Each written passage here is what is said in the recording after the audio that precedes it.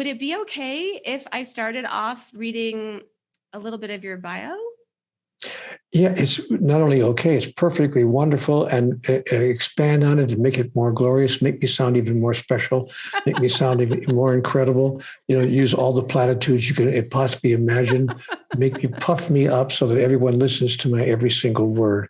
Even Patrick, who won't have his hand in his head anymore, he'll think, oh my God, this guy is really incredible. Oh my goodness. Okay, this is just such an honor to introduce our amazing next guest, Neale Donald Walsch. He has written 39 books. Amazing. How beautiful. On contemporary spirituality and its practical application in everyday life. 7 of the 9 books in his Conversations with God series have made the New York Times bestseller list, with book 1 remaining on that list for 134 weeks. His titles have been translated into 37 different languages. He is the creator of CWG Connect, a global online platform connecting people who wish to more deeply explore the messages in the Conversations with God body of work. His latest book is The God Solution, published in December 2020. And it's just an immense honor to have you here, Mr. Walsch. Thank you so much. Thank you. It's nice things to say. Even though I wrote them myself, it's still a nice thing to say. I know, it's really funny, right? We write the bios ourselves and then we hear someone read them. And yeah, exactly. It's really exactly. Funny. So your assistant very kindly sent me your amazing book, The God Solution, and I hadn't read it until recently, and I've read the whole thing, and it's just beautiful. Thank you. I think it's an important step forward for humanity because it would give all of our species a new basis, a new ethical, moral basis with which to interact with each other. Yes. So I think it's an important piece of work. And I consider it really the culmination of the Conversations with God outreach. And was this channeled information that came through? Well, it's a good question. I mean, everything. I think all of us, when we get into our creative mode, whether we're creating a piece of music or poetry or a book or whatever we might be creating, are probably bringing it through from a source within us that exists within all of us. And some people want to call that channeling. I don't really use the word channeling, but I do think I was inspired. I call it inspired writing. I don't think Matthew, Mark, Luke, and John would say they channeled, but I think they would say they were inspired to write what they wrote. Yes. So I'm going to go with that. I was inspired to write it exactly as it was written.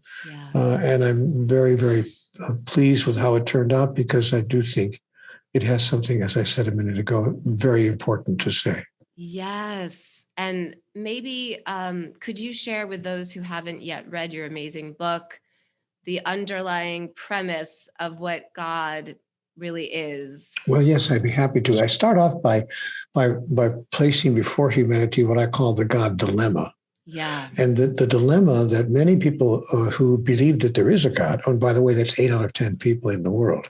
Yeah. Surveys have shown, sociologists have taken surveys around the world that have demonstrated that actually 8 out of 10 people say yes when they're asked a simple question, do you believe in a higher power? 8 out of 10 people say, yeah, I do. But we can't seem to agree about what that higher power is, what it wants, how it works, what it does, if anything, if it doesn't get what it wants, all those questions that swirl around the idea of a higher power is what's created 4,200 religions. That was not a number I made up. That's an actual number of religions on the earth right now, over 4,000 known religions. So I begin by asking the question, by placing before humanity a God dilemma. If there really is a God, if God truly exists, why is the world such a mess? And why has it been such a mess for thousands of years? Hundreds of thousands of years. It's from the beginning.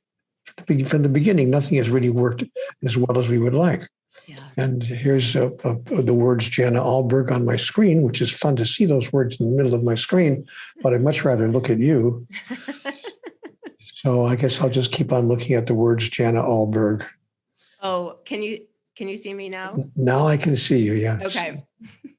So, so the dilemma is, why doesn't God just come down and fix everything? I don't understand. Yeah. What's the point of having a God? Right. If we're going to keep running into what we're running into, one mess after the other, one disaster after the other on earth, what's the point of all this? Yes. I think that's a fair question. And so I looked deeply at that question, and I came up with what I call the God solution, which is the solution to the God dilemma. And the solution is, you know what? We need to redefine God. Yeah. We need to create a new definition of the divine. And because the definition that we've held about God through all these years, given to us by those 4,000 religions, might just possibly be inaccurate. Mm-hmm. It might not be the actual definition of who and what God is. Yeah. So what I offer in the God solution is a 2-word definition of God. Mm-hmm. To put it into 2 words, to take something enormously complex and huge and bring it down to 2 simple words.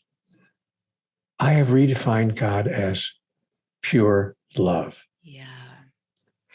Now, Tassel, I have to tell you that when I make these comments in a live presentation, someone always in the back of the room, usually a guy, will stand up and say, "Oh, Neale, for heaven's sake.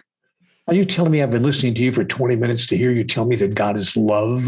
This is the great revelation." We all know that. Even though there are a lot of religions, we agree. Yeah. But all the religions agree on one thing: God is love. Nobody disagrees with that. Yeah. And I have to say to the guy in the back of the room, wait a minute. I didn't say God is love. That's not what you heard me say. Mm-hmm. I said God is pure love. Mm-hmm. Now the guy in the back of the room folds his arms. All right, what's the difference? Mm-hmm. The difference is that pure love needs, expects, requires, and demands nothing in return. Yeah. It's a brand new kind of love. And you know what? For us to believe in a God who needs and expects and demands nothing in return would be theologically revolutionary. Yes. It would upend the teachings of virtually every religion on the face of the earth. Yes. Because most of the world's religions teach us of a God who loves us for sure, but who demonstrates his love in the following ways: judgment, condemnation, and punishment. Yes. In some cases, punishment everlasting. Yeah. In a place that some religions call hell or Hades, or, you know. And so we're told that part of love is condemnation, judgment, and punishment. Yeah. And we therefore love each other in the same way, because we imagine ourselves to be imitating how God loves us. Now, if we changed our definition of how God loves us, that would create a new moral basis, a new ethical underpinning, a new structure, a new philosophical structure with which we would approach all of humanity's activities, our politics, our economics, our social interactions, and yes, of course, our spiritual interactions as well. We would decide that, what if we entered into our life, into all of our interactions, needing, expecting, requiring, hoping for, demanding nothing in return? Yes. What if pure love was simply expressed in the giving of it? And what if the bliss of love was experienced in simply the giving of it? Yes. Especially if wanting nothing in return. Because you know what, Tassel? If I say I love you, hoping to get something in return, then I'm simply loving me through you. Right. I'm simply using you as a means of getting love for myself. Yes. But if I say I love you and I need nothing in return, I expect nothing, not even hope for anything in return, that's the purity of that kind of love. Allows me to experience myself as who I really am, Yes. as the highest expression of who I really am. Yeah. And if we have that experience in our life, most of us have experienced that in our lives. Yeah. At least once or twice, maybe holding a baby in our arms, Yeah. or sometimes with a beloved pet, maybe a horse or a dog, or some other life form that we love without expectation of return.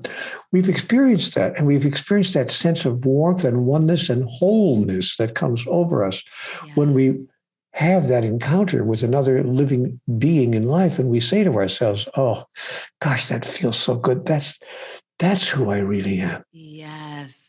So what I'm suggesting is that if we decided to all step into the living of that expression of love, pure love, and if we all stepped into the embracing of a God who loves us in that way, we would find the solution to almost all of humanity's human-made problems. It's not going to solve tornadoes. It's not going to bring an end to tidal waves, natural, so-called natural disasters, but it will certainly eliminate 95% of the human interactions. Dropping bombs on people because we have a geographical disagreement. Really? Right. We have a geographical, a map-made disagreement on where a boundary line ends, and we're going to kill thousands of people and drop bombs on schools and shelters to prove our point? Come on. Yeah. Or we're going to walk into a grocery store in Buffalo, New York, and shoot everybody of a particular skin color because we think our country is being overtaken. Really? Really? Mm-hmm.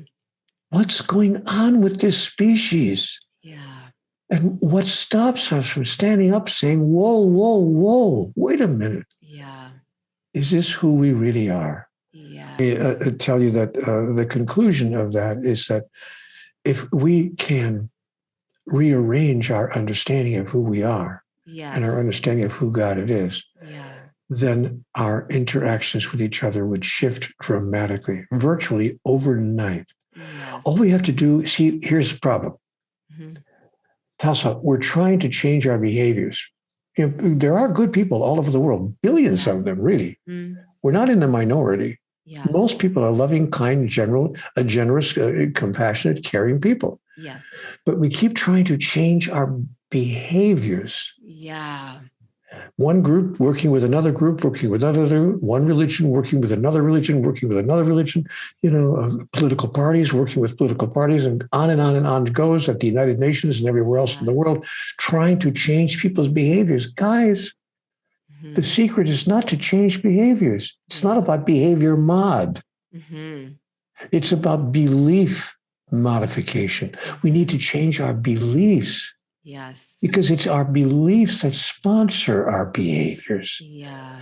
And our beliefs include the idea that to be godly is to be judgmental, condemning, and punishing. Yeah. It also includes a second very poisonous belief, the belief that we're separate from everything, the belief in separation. Yeah. We believe that we're separate from God, of course. Almost every religion teaches that. And if you say, no, I'm not separate from God, I am one with God, I'm one with the divine, people say you're a blasphemer. Right. You're an apostate, you're a heretic. What are you talking about? You can't be one with God.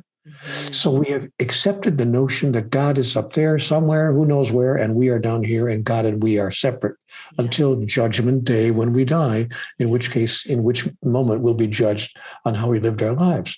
But because we've accepted the idea of separation from God, we've embraced the notion as well that we are separate from each other. You're over there, I'm over here, and we are separate from each other, not just simply individual, but separated from each other. That's what allows us to treat each other in the way we are treating each other on this planet. If we believed, as Conversations with God told me, by the way, it was the first message that I received in Conversations with God. Chapter 1, page 1. We are all one. All things are one thing. Yeah. There is only one thing, and all things are part of the one thing there is. Yes. Yes. And if we really lived into that understanding and that awareness, our world would change overnight. night. Yeah. Because we would finally follow a suggestion given to us by somebody who walked around here a few years ago, when he said, do unto others as you would have it done unto you. Yes. And bless your enemies. Yes. And pray for those who persecute you. Yeah. And do good to those who would do you evil. And when a man slaps you on the right cheek, turn and offer him your left. And when a man steals your coat, give him your shirt as well. And when a man demands that you walk 1 mile with him, go with him twain. It's really very simple, Tassel. Yeah. You, thank you so much. That was really so beautiful. And in this beautiful book, The God Solution, you give this compass question, this guiding light question. When we think about actions we might take, does it feel like pure love is being expressed here? Is it a demonstration of pure love to refuse to grant a couple a marriage license because they happen to be the same sex? Yes. Is that a demonstration of pure love? Yeah. Is it a demonstration of pure love to say, I won't even give you a wedding cake because I don't believe in your lifestyle? Yeah. So, I mean, come on. Come on. Yeah. What is it that we don't understand here? Yes. The understanding of which would change everything. Yes. Yes. This guiding principle of, and then as us as individuals, are my actions, my choices, am I expressing pure love? That's the question we get to ask ourselves as we move through our life. In each moment, in each interaction, even before we have an interaction, when we just think about something or someone. Yeah. Sometimes I think about certain world leaders who will go nameless, but we all know who I'm talking about. Yeah. Sometimes I think about certain world leaders and I think, is this an expression of pure love? Right. Sometimes I interact with people in my physical daily life, and I have to ask myself, wait a minute, is this an expression of pure love?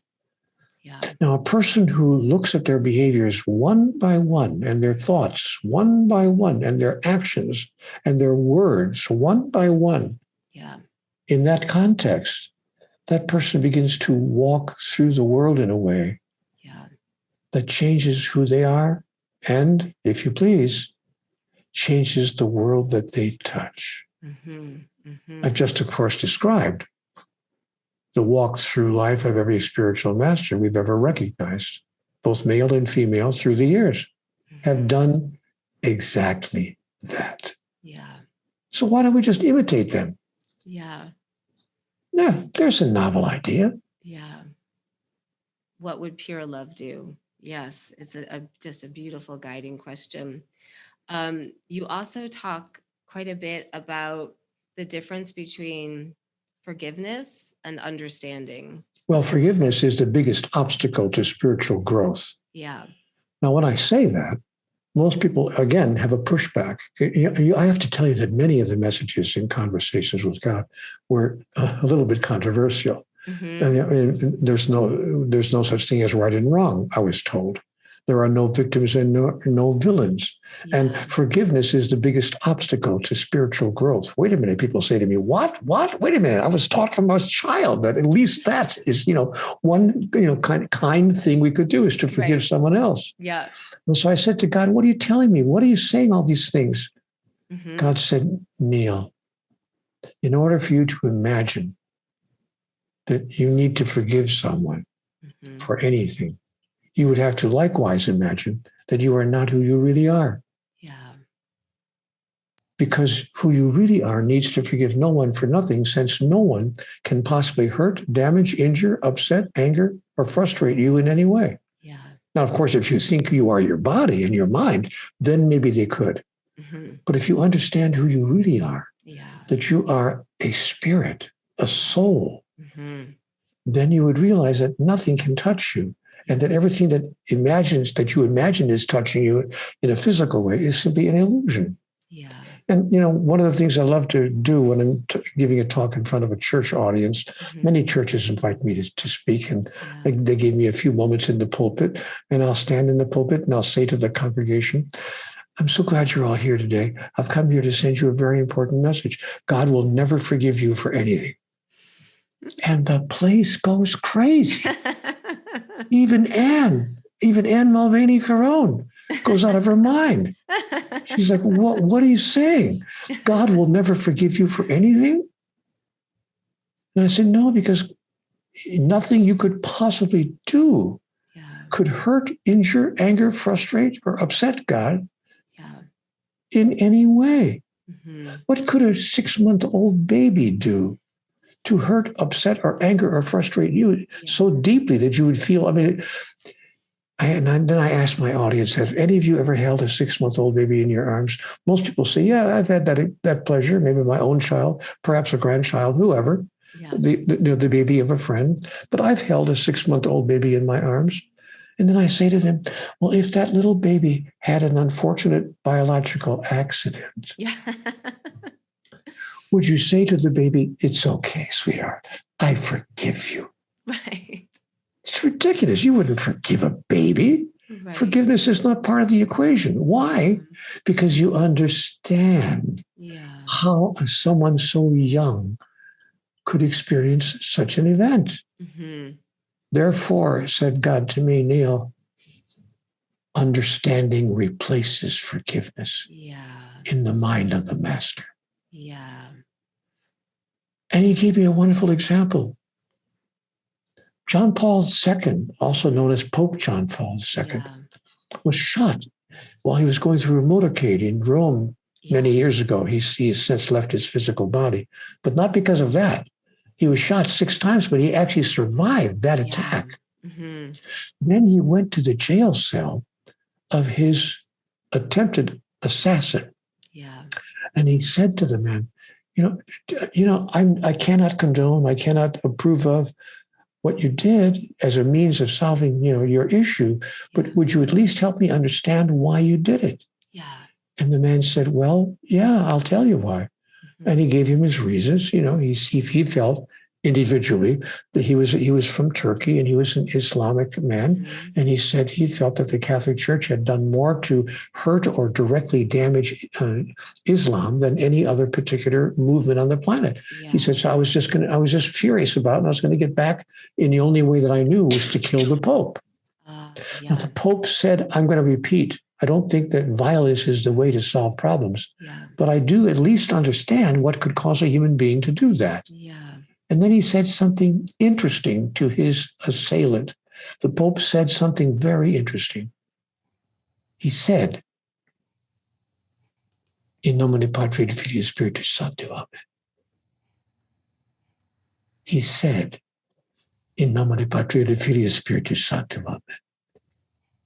He blessed, gave the papal blessing to the man who shot him 6 times. The two became pen pals. They wrote letters back, and this is a true story. I'm not making this up. This is a true story. They became pen pals. The Pope and this criminal wrote letters back and forth from the jail cell to the Vatican, back and forth for years. And finally, after 7 years, the Pope interceded with the civil authorities in Rome and said, look, 7 years behind bars. I didn't die. He made a mistake, huge mistake, but he asked the civil authorities to grant the man a full pardon, which the authorities did. And the man was set free. Wow. This is a true story. This is about bless your enemies, and pray for those who persecute you. And raise not your fist to heaven and curse the darkness not, but be a light unto the darkness, that you might know who you really are. And that all those whose lives you touch will know who they really are as well. I could, of course, be wrong about all of this. But I don't think so. I love this this topic of understanding. And I'll just quickly share, my background is in psychotherapy. And one of the things I learned in my training was this beautiful question: how does this person's behavior make sense given their context?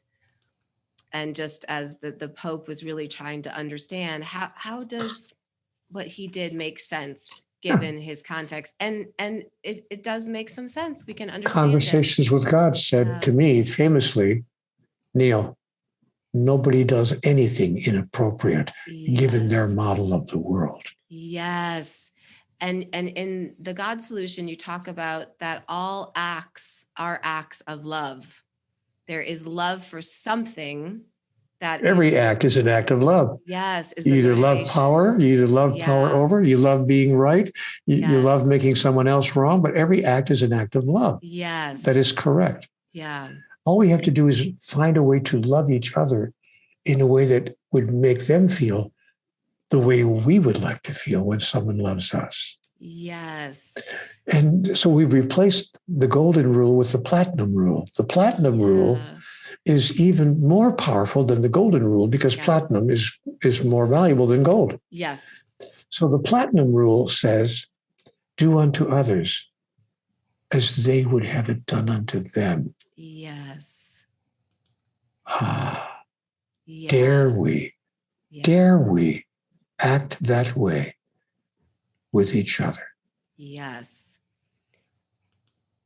Yeah, this takes the golden rule to a higher level. How would they like to receive the action rather than how I would like to receive the action? Yeah, it's really beautiful. In what was your experience in writing this book? Did it come in quickly? Yes, it was written in 4.5 weeks. Oh, wow. Yeah. Yeah. It was written very, very quickly. And if I had been writing all day long, I had other things to do. Yeah. But I would write, for a few hours at a time. And before I got into the 5th week, the book was completely done. Not only was it written in 4.5 weeks, but then it was sent to a publisher who totally gobbled it up and thought it was fabulous and put it out, published it within 2 months. So in December of that year, it was already in bookstores. Amazing. So yes, it was really fast to be written and fast to go to print. Yeah. And that's how I knew that this was a message that was intended to be gotten out. Yes. Was it life-changing in any way for you to write this book? Were there new awarenesses that you were having as you wrote it? No. I know that's probably not an expected answer, but the truth is, for me, it was the denouement. It was the culmination of the conversations with God. Body of work. There are 39 books in that body of work. Yeah. And so it said nothing new to me, but it did put it in a new way. It kind of like synthesized all the information from the 9 dialogue books and the 30 books which followed, the 29 books that followed that. Wow. And it put it all between the covers of a single book, which is why I called it The God Solution. Yeah. So it didn't change anything for me, but it did allow me to feel complete. I like that you brought up that word. In the God Solution, you talk about wholeness and holiness. Would you mind explaining a little bit about that? It just really seems very profound. I think that we are invited to do something quite daring in life. Yeah. I think that which is divine, which in my language I call God. Yeah. We have lots of names for it: God, Allah, Brahman, Jehovah, Yahweh, whatever word pleases us to use. But I think that we are invited by God to step into the fullness of our true identity of who we really are. Yeah. Tassel, I lived. Speaking is Neale Donald Walsch. Oh, let me. There's cricket, and there are people talking. I'll just mute. So, hey, cricket, it's nice to see your name in the middle of my screen. That's a great name. Yeah. So where was I? Oh, experiencing who we really are. Yeah. Mm-hmm. We are being invited by the divine. Yeah. To experience who we really are. Yeah.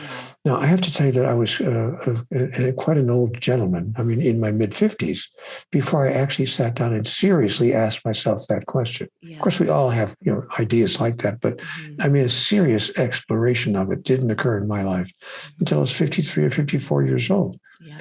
When I thought to myself, wait a minute, who am I really? Yeah. Am I just a physical entity? Like a bird in the sky or a fish in the sea, not much different, maybe more complex, fair enough, but not just another life form. Mm-hmm. I'm born, I live, I die, and that's the beginning and the end of it. Or is it possible, just possible, that I'm more than that? That I'm a spiritual entity having a body and having a mind. Yeah. But is it possible that this is not who I am? Wait a minute, this is not who I am. This is not who I am. Who I am simply has this. These are tools that who I am uses to experience who I am. Mm-hmm.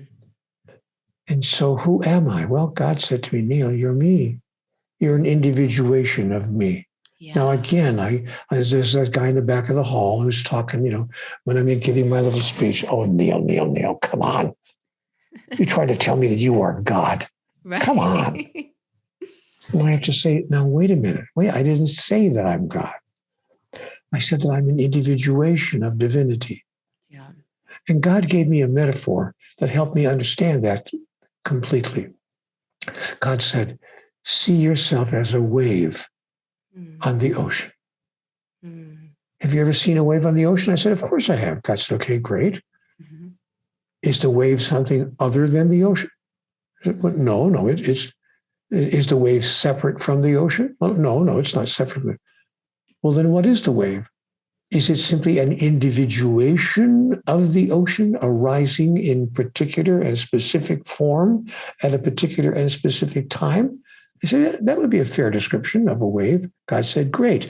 And when that particular and glorious and beautiful expression is complete, what happens then?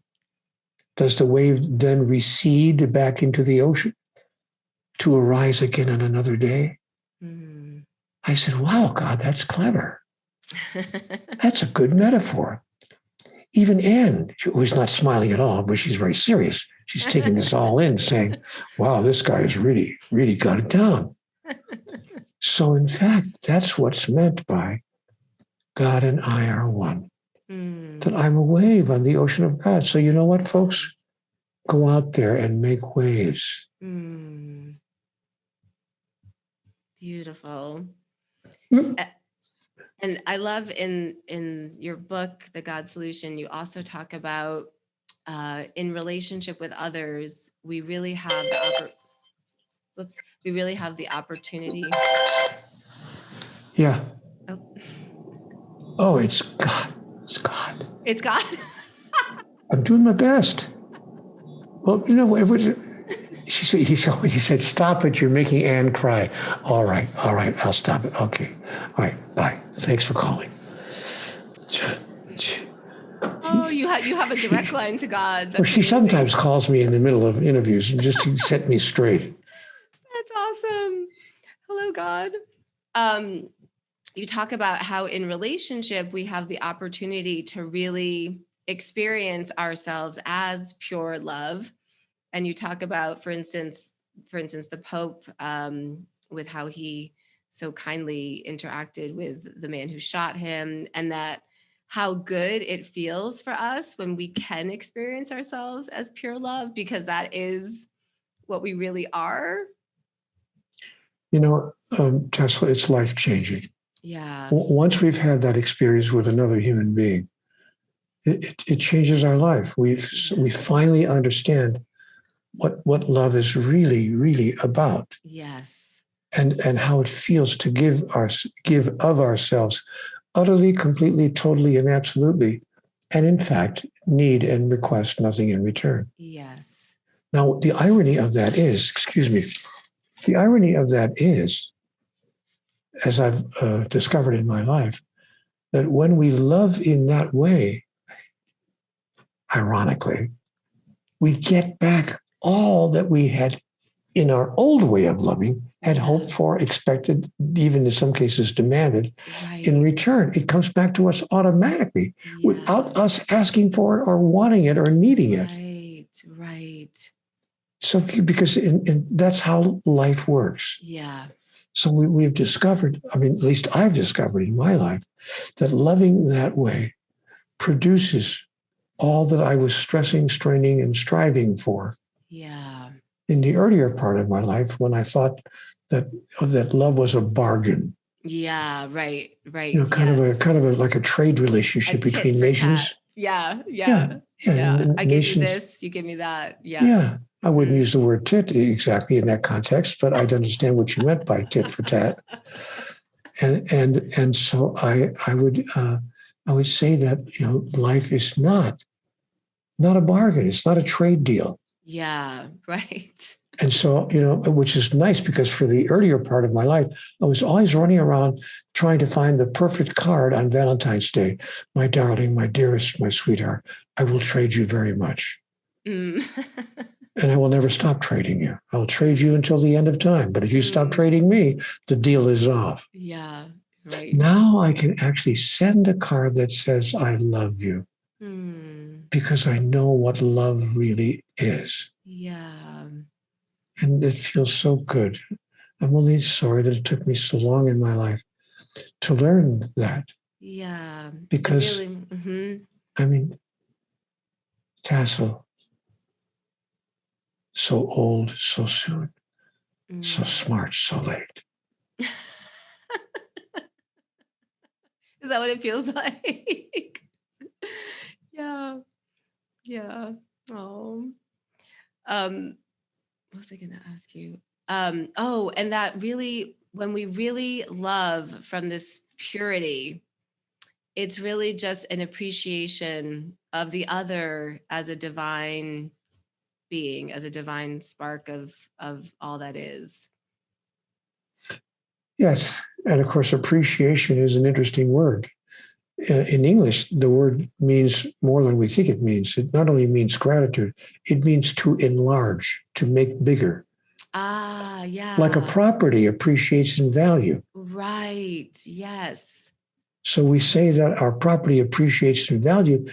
That is, it increases in its value. Yeah. So when we appreciate another, we not only are grateful for another, but we expand, cause their being to become even larger. Yeah.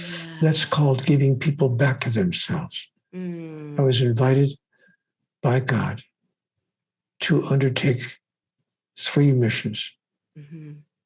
One, Neale, go out there and change the world's mind about God. Oh. Beautiful. 2, give people back to themselves. Yeah. And the 3rd mission, awaken the species. And that's what we all have the opportunity to do. Because the invitation wasn't sent just to me, but to every living being. Yeah. I could, of course, be wrong about all of that. But I don't think so. Yeah. What an amazing mission to be on. How, and as you share this beautiful orientation of God as pure love, how do most people receive it? Do most people remember that? Is there a remembrance by most people that you talk to about this? I think that tons of people are afraid to accept that idea of God because, as we mentioned earlier, most of the world's religions teach of a God who is exactly the opposite. Yeah. A God of conditional love. I love you if. Yes. So I would say probably 2 out of 10 people that I've talked to individually hear that as something they already know, that they go, yeah, their head is nodding. Yep, that's my understanding. 8 out of 10 people find it unusual, at least, to think of it that way. And probably 3 or 4 out of 10 are actually pushed back away from it. Mm-hmm. They really become nervous, upset, and in some cases, even a bit angry. Yeah. How dare you speak that way? That's blasphemy. Yeah. And of course, it was George Bernard Shaw who famously said, all great truths begin as blasphemies. Mm. Mm-hmm. Mm-hmm. Even Susan agreed on that. Yeah. So shaking up the status quo. And Yeah. all great truths begin as blasphemy. So what we need now are idea heroes. Yes, I love that phrase. Yeah. We need to create idea hero. What's an idea hero? An idea hero is someone who takes a thought that is seemingly extreme, if not outside of the ordinary. Yeah. A thought that they know, in fact, ahead of time, that the largest number of people are going to disagree with. Yeah. And stay with the thought anyway. And not only share the thought, but live into the thought. Yeah. People say, what do you mean by an idea hero? Give me an example. Galileo was a wonderful example of an idea hero. Galileo said in 1604, hey, you know what? The earth revolves around the sun. And the church said, whoa, hey, buddy. No, we've been teaching that the sun revolves around the earth for hundreds of years. You can't say the earth revolves around the sun. That's blasphemy. The sun revolves around the earth. The church has been teaching this for hundreds of years because it's the church's doctrine that the earth was God's greatest creation and human beings are God's prime example of living entities. Yeah. So clearly, the sun revolves around the earth. The earth is the center of everything. Galileo said, I'm sorry to have to tell you this, but science is what it is. And the earth revolves around the sun. And so they condemned him, first of all. The Catholic Church condemned Galileo. Then they placed him under house arrest for the rest of his life because the church at that time was the law. Yeah, right. As is true in some countries even today, that certain religions are actually the law. Yeah. That's true of Islam in some countries. Yes. And it's true of Christianity in some countries. So that becomes the law of the land even to this day. Yeah. So Galileo spent the rest of his life under house arrest. Yeah. That is, he was not let out of his house. Wow. At least they didn't kill him, but they kept him imprisoned in his house for the rest of his life. Yeah. He's not the only idea hero we've had. Yeah. Yeah. Reverend Dr. Martin Luther King Jr. was another idea hero. Yes. Yes. He had the timidity to say that all men are created equal. Yeah. I have a dream that one day, I have a dream. So we've had idea heroes throughout human history. Yeah. What we need now are idea heroes who will say, God and we are one. Yes. God condemns and judges and punishes no one. Yes. God is the source of pure love. Yeah. And all of us are returning home in what you call the afterlife to God because there's no other place to go. Yeah. Yeah. Hell does not exist. Right. It's a figment of your imagination. Yeah. Yeah. Beautiful. May I ask you, you talk about replacing thought with emotion and about melding your emotion with God's feeling of pure love. Could you talk a little bit more about that? Yeah, I think that it's our thoughts that get us into trouble. Yeah. So because we have bought into what I call the 10 illusions of humans. Well, by the way, tomorrow I'll be giving an online retreat online about the 10 illusions of humans. And so anyone who wants to know more about that can find out by going to my webpage, just neildonaldwalsh.com. Oh, thank you. And there, on the calendar of events, it'll talk about tomorrow's 6-hour event about the 10 illusions of humans. We've bought into these illusions. Mm-hmm. And because we've bought into the illusions, we think that things are very real here. Mm-hmm. Our mind, makes us crazy. Yeah. Because usually our first thought is a reaction to what is occurring in our exterior environment. Yeah. And we react based on our beliefs, as I said earlier. Yeah. And then we behave based on what we believe should be our response. Right. Yes. But if those thoughts are all inaccurate or not totally accurate, we're going to have a pretty messed up world. Yeah. So what the God solution suggests is melding our thoughts on the one hand with what we understand God's thoughts to be on the other hand. Yeah. And to bring them together, which is kind of like why I like to use this gesture, because it's a form of prayer.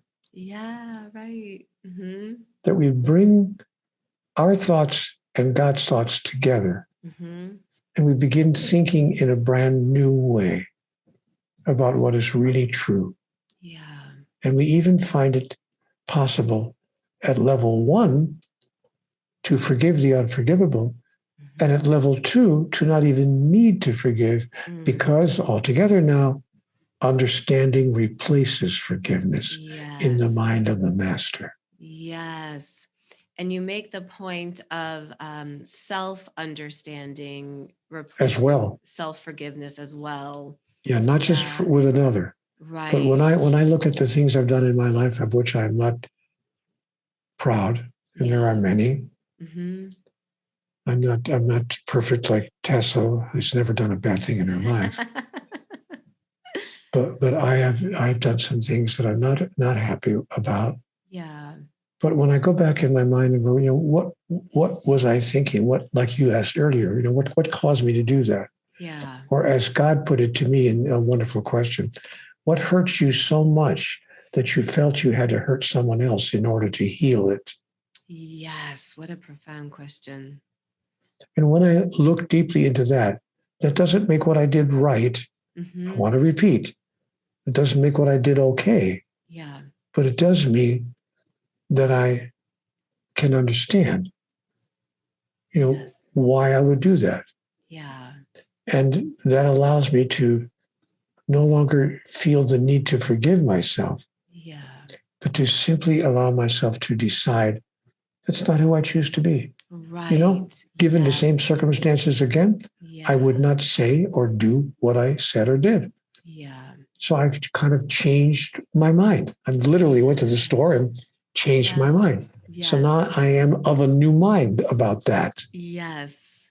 Yes. And I am literally reminded of who I really am. Right. Yes, absolutely. That's the beauty of these experiences where we can feel that that's not who I choose to be going forward. I've had that experience. I acted in that way, but that doesn't feel like me. Yeah. I want to come back to being loving. I just like this idea. I think you speak to this so much in this beautiful book about just being vessels, really, for unconditional, pure love to flow through us. And there's a way that we can do that. And I offer a mantra. I have a personal mantra in my life that I try to use as often as I can. The first time I see anybody on any given day, there is a moment in all of our lives when we're seeing someone for the first time that day. Right. Maybe it's the person across the pillow. You glance at that person for the first time. Or maybe it's the person across the room. Or maybe it's someone across the street, a neighbor you haven't seen for a while. Yeah. Or a total stranger at the coffee shop. But the first time I see anyone on any given day, I allow myself to speak quietly. I don't do it out loud because no one would understand, but I do it quietly in my mind. I speak a mantra to myself. Mm. The first time I see my beloved on the pillow beside me in the morning. I have come that you may have life and that you may have it more abundantly. Mm. Your life will be made better today from my having passed through it. Mm. I promise you. Oh, that's so beautiful. So sacred. I deeply resonate with that orientation. Just may everyone that we come in contact be better for having crossed paths. Yeah. Yeah, it's very beautiful. What may I ask, what does the future hold for you, Mr. Walsh? Do you feel more books are going to come through you? I have no idea, my dear. I don't even know what the next moment is going to hold. And I don't think in those terms anymore. I did when I was younger. I really did when I was younger. But I'm an old geezer. And at my age, I have no expectation, requirement, thought about, nothing serious, thought about tomorrow or the next day. I'm perfectly happy and content with the way things are right now. Whatever it is that's going on right now. And I don't have a thought about what I'm going to do in the future. I've become a very much a here and now person. I'm totally present in this moment. Beautiful. Not just when I'm doing interviews like this, but when I'm simply having breakfast with my sweetheart or talking with that neighbor across the street or whatever it is that I might find myself engaged in. I love Ram Dass, his wonderful statement. Be here now. Yes, absolutely. Well, what a tremendous honor it has been to sit with you and hear your beautiful wisdom. But you have to ask me one more question. Yeah, please. Neale, what is the single most important message of all the messages in the 4,000 pages of the Conversations of the God books that you ever received? Yes. Okay. Yes. Can you answer that question? It's a great question. I'm sorry. What was the question? Oh, what was the most important message in any of the Conversations with God books that you received? Strange you should ask.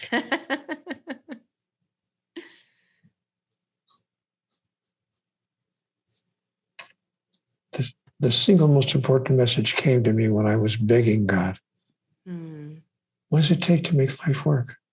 I don't get it. What have I done to deserve a life of such continuing struggle? Somebody tell me the rules. I'll play. I promise I'll play. Just give me the rule book. How does it work? What does it take to make life work? And she said to me, oh, sweetheart, it's so simple. The problem is you think your life is about you. And your life has nothing to do with you.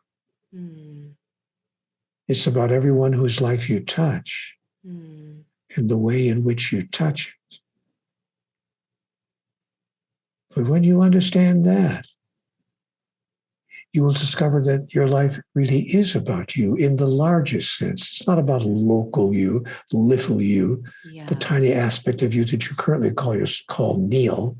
It's about universal you. It's about who you really are. So she said, I challenge you to move through the rest of your life understanding that your life is not about you. Do you have the car you want? Did you get to live in the house you want to live in? Are you in the place you want to be living in? Are you living with the person you want to be? Are you having the breakfast that you want? Are you even, are you getting everything that you feel you need to be happy? Oh, Neale. Grow up. Your life is not about you and your little daily dramas. Your life is about everyone whose life you touch and the way in which you touch it. Whoa. Did did that change my life or what? Mm-hmm. Mm-hmm. And that was the single most important message that I received in my conversations with God. Yeah. Yeah. It's very beautiful. Yeah. Thank you so much. This was just an honor and a delight and a privilege to be with you, Mr. Walsh. If you call me Mr. Walsh one more time, I will never speak to you again for the rest of my life. What would you like me to call you? Is Neale okay? Well, Sweetie Pie would be good. Sweetie but Pie? if you don't want to call me Sweetie Pie, then I can settle for Neale. Neale, okay. Okay. But Yes. Mr. Walsh is like, whoa, who is she talking to? Yeah, it sounds so grown up or something. Yeah, thank you, Neale, so much. It was so gracious of you to come onto this program, and I'm sure everyone's just really thrilled to have met you in this way. Just a lifelong dream come true to speak with you and hear your wisdom, and just thank you so much. Correction, not my wisdom. I refuse to own it. Yeah. And I don't want to be nitpicking, but truly and really, I don't want anyone to think that I think that. Mm-hmm. It's not my wisdom. Yeah. It's the information that's come through to all of us. Yes. From the God that resides within every one of us. Yes. Which is why when most people hear what I have to say, when I give a talk or when I do a program like this, most people are going, because they already know it. Yeah. They already know it. Yes. So it's not my wisdom, it's our wisdom. Yes, so true. We all even Jeffrey knows it. Yeah. These comments are really nice. Sharon Gist says, hello, my old friend Neale. It's been a long time since we talked in my home in Ashland. As you but you said, you said you wouldn't mention that to anybody. That was going to be our little, I can't believe it. No discretion whatsoever. And Mary Pat says, thank you for this wonderful interview. Be well. Christina says, thank you. Jana, this is so beautiful. Thank you so much for this conversation. Understanding over forgiveness. And life is about those you touch. Wow. So much to noodle on and really take in.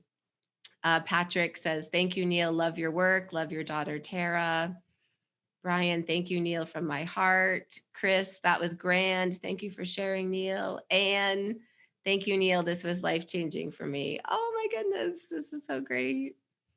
I'm glad you guys have enjoyed the time we've shared together, and for us to know that we all co-created that. Yeah. It's a co-creation. Yeah. So thank yourself as well. When you go to sleep tonight, say, thank me for what I created in my life on this day. Yeah. The chance to be reacquainted with what I've already known and with what I always know, and the chance to recommit to be the sender of that information to everyone whose life I touch. Yes.